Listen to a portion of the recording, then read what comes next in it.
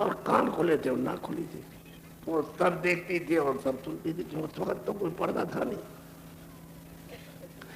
तो जब ये माँ के पेट में आई और जब पांचवें महीने में जब इसको बैठाया तो वहां सब दिखाई दे रहा था, सब सुनाई दे रहा था, सब छूने को मिल रहा था। जब इसके ऊपर में मतलब ये है कि ये शरीर बैठा दिया तो महीना होता रहा, तो 6वां महीना, फिर 7वां महीना, तो 8वां महीना, तो बच्चा है सब पक गया। और 9वें महीने में जब उनका मासिक हुआ तो उसमें हजम नहीं हुआ।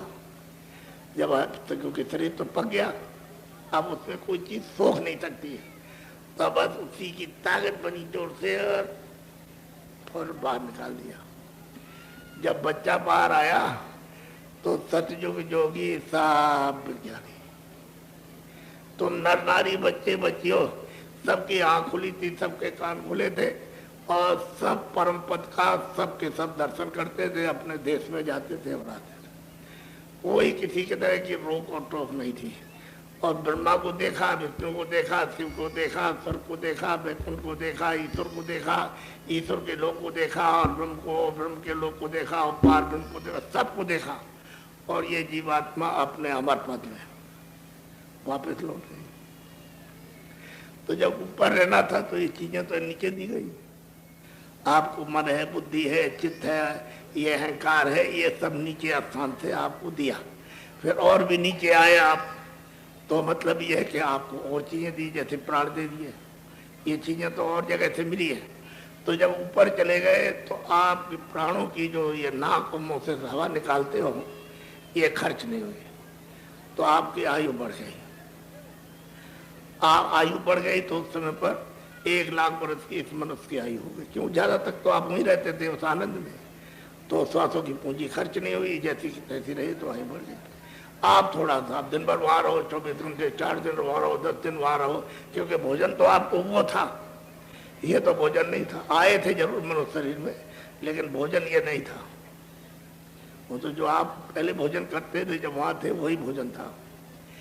तो बस जब समय पूरा हुआ तो ये जीवात्मा सब वापस चली गई, सबकी सब गई।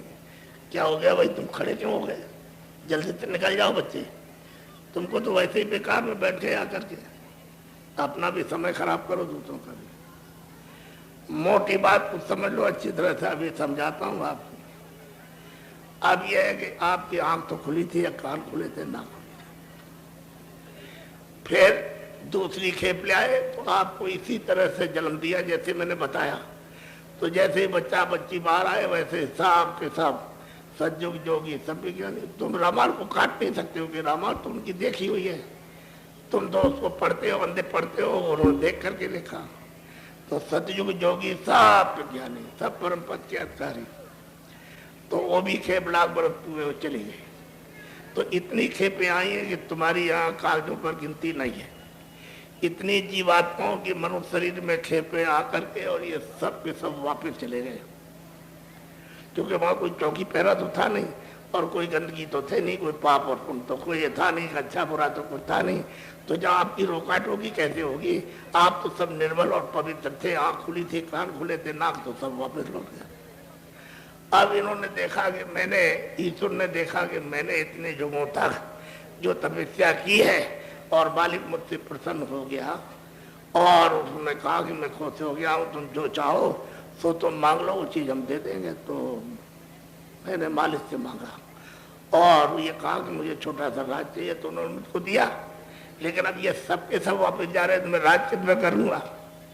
और मैं फिर से अगर कहीं तपस्या करूँ तो कितने युग और कल बीत जाएंगे, मालिक खुश हो ना हो, और हमको फिर दे या न दे। तो अब इन्होंने कहा भाई ये तो सब निकल गए, और ये थोड़े से बचे हैं, तो इनको रोका जाए।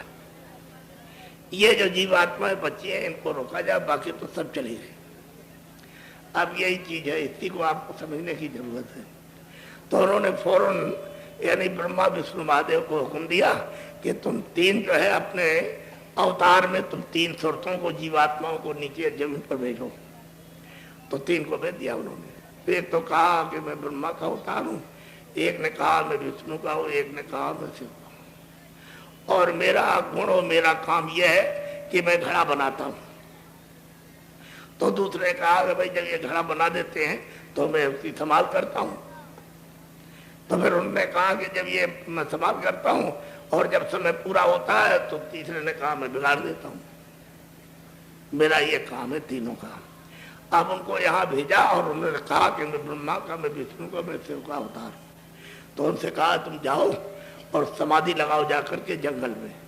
तो चले गए, तीनों ने समाधि लगाई और 50,000 वर्ष तक समाधि लगाई। तो दो को तो कुछ नहीं मिला, यानी विष्णु को और शिव जी को कुछ नहीं मिला। ब्रह्मा को समाधि में आवाज सुनाई दी, देववाणी, ब्रह्मवाणी। तो उन्होंने कहा कि भाई तुम हमारी आवाज को सुनते हो? कहने लगे हाँ मैं सुन रहा हूँ। ब्रह्मा ने कहा मैं सुनता हूँ। तो मैं जो बोल रहा हूँ वो समझते हो? कि हाँ मैं समझ रहा हूँ। तब फिर क्या बात, जो हम बोले तुम लिख दो। तो जो बोलते गए वो लिखते गए, जो बोलते गए वो लिखते गए, जो बोलते गए वो लिखते गए। तो 1 लाख श्लोक लिखे, बस 1 लाख। यही आपकी आद सनातन यही पुस्तक है। तो कहते हैं वेद, संस्कृत में लिखा हुआ। उसमें क्या लिखा? 80,000 कर्म कांड और 16,000 उपासना कांड और 4,000 ज्ञान कांड, ये लिखा। और उन्होंने कहा कि देखो इसमें ये पाप है और ये पुण्य है, ये अच्छा है और ये बुरा, ये न्याय है या अन्याय, ये सत्य है या असत्य है, और ये हिंसा है और यह हिंसा है, और ये छल है और ये, और ये मतलब ये है कि ये मारपीट, गाली गलौज, ये सब।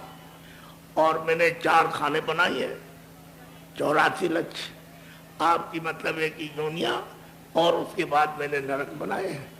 तो अब ये सारे संसार में सुना दूं कि भारत का नियम विधान बन गया और इसको सब लोग सुन लो। सबको इस तारीख से आज़ादी दी जाएगी, स्वतंत्रता सबको, कोई उसकी तरफ से रोक टोक नहीं रहेगी। बस यहीं से आपका सब जाल है, इसी को आपको समझने की जरूरत नहीं। तो क्या आप तो पहले जगह जगह थे, उस वक्त जब अब निर्मल आए थे तो कोई दिक्कत ही नहीं। अब होगा तो आपको सुना करके सब बताया और उनसे कहा देखो भाई तुमको हमने आंखें दी है, कान दिए, हमने तुमको नाक दी है, हमने तुमको मुख दिया है, तुमको हमने मन दिया है, तुमको हमने चित्त दिया है, हाथ पैर तुमको दिए, सब चीज दिए।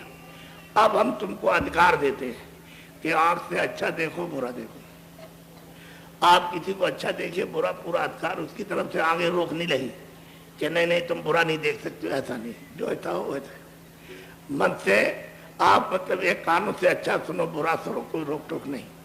मन से अच्छा संकल्प करो, वो बुरा संकल्प करो तो कोई रोक टोक नहीं है। और चित्त से अच्छा चिंतन करो या बुरा करो, उसकी तरफ से कोई रोक टोक नहीं है।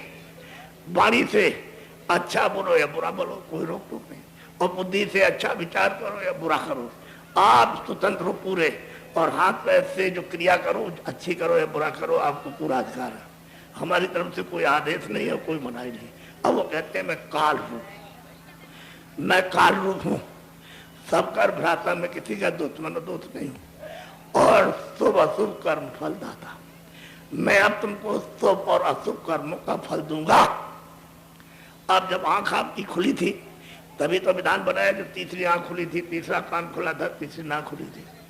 अब तुम्हारे अंदर में, पहले मेरी बात तो सुनो अच्छी तरह से। देखो एक शरीर में इधर आंख है, एक इधर। क्या आंखें हुई? जोर से बोलो। ऐसे मुंह बंद करके पढ़ाई नहीं होगी। ये मुंह बंद नहीं, मुंह खोला करोगे। एक शरीर में आंख इधर है, एक इधर। कितनी आंख हुई? हाँ ये बात है, ताकि आपकी समझ में बात आ जाएगी। देखो शरीर में एक कान इधर है, एक इधर। कितने कान हुए? 2 कान हुए। और इधर एक शरीर में नाक इधर है, एक इधर है। कितनी नाक हुई? अब ये तो आपको मालूम हो गया कि शरीर में 2 आंखें, 2 कान, 2 नाक है। अब वही मैं बता रहा हूँ आपको। ये जीवात्मा दोनों आंखों के मध्य में बैठी है, उसमें एक आंख है। उस जीवात्मा में, उस सूरत में, उस रूप में एक आंख है, जिसको तीसरी आंख, तीसरा नेत्र कहते हैं। और शरीर में 2 आंखें, तो कितनी आंख हो गई? 3 आंखें हो गई। अब इधर देखो ये जीवात्मा बैठी है, उसमें एक कान, और शरीर में 2 कान, तो कितने कान हुए? 3 कान हो गए। मोटी बात समझ जाओगे, आ जाएगा। अब इधर देखो ये जीवात्मा बैठी है, उसमें एक नाक, और शरीर में 2 नाक, तो कितनी नाक हुई? तो आपने इतनी कथाएं आपने जोरदार सुनी बहुत, लेकिन कभी किसी ने बताया कि 3 आंख है, 3 कान है, 3 नाक है? जब नहीं बताया तो क्या सुनते रहे आप? वो क्या समझते रहे। तो अंधों ने सुनाया, पहले सुनते रहे बात।